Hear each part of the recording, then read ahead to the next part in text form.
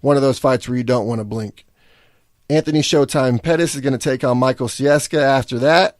I'm going to go with Showtime on this one. I think that Showtime is going to bring it, this fight. I think that we're going to see the Showtime of old, and I think that he is going to rejuvenate himself back into this lightweight title picture. Hopefully. Maybe. Next fight, we got Derek Lewis versus Francis Ngannou. It is very, very hard to go against Francis Ngannou. I'm going to have to go with Francis Ngannou on this one. I love Derek Lewis personally. He's one of my favorite fighters, but Francis Ngannou and him are going to go at it, and I think Francis is going to land one clean punch, and he's going to go out, unfortunately. Like I said, don't blink with that one.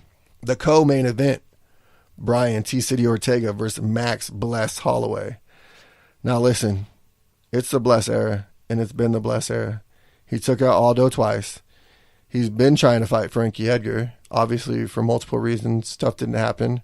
He tried to go against Khabib. I really feel like since Aldo and McGregor, we haven't had a matchup like these two in the featherweight division in a very long time. I think that this is definitely a 1A and 1B situation with Ortega and Bless. I feel like these guys have fought 10 times. It'd be 5-5. This one time, I believe it's going to be Brian T-City Ortega. And I think that Ortega possesses such a different level of ground game than anyone that or Max Bless has ever faced, that if he goes to the ground, say he gets clipped and falls and goes to the ground, he's going to get latched up with something that he's never even faced. He put Cub Swanson in a guillotine, and Cub Swanson looked like he was going to die. Like, he tried to get out of that in the first round so bad. Luckily, he only had like 15 seconds or something left on the clock, so he just let it go. But it was deep. It was real deep. You could see it in his eyes. He wanted to get out of that hold so bad. I think that Max Holloway has been a great champion, but I think that his run is over. The Blessed era is done, and it's T-City's time, and he will stand defeated. I also think Brian Ortega is going to get the finish, so there's that.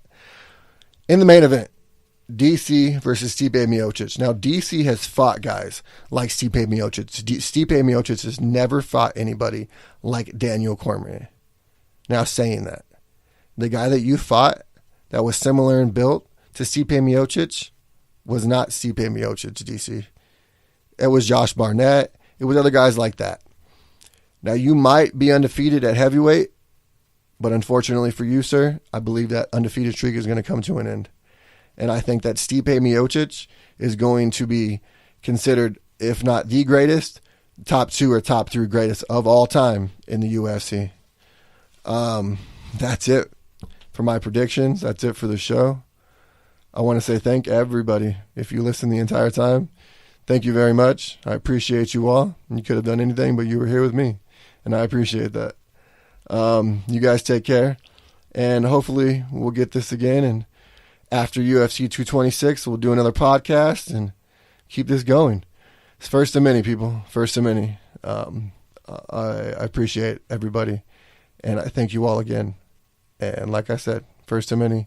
It's been a lifelong dream, and now it's going to finally come true. Thank you all.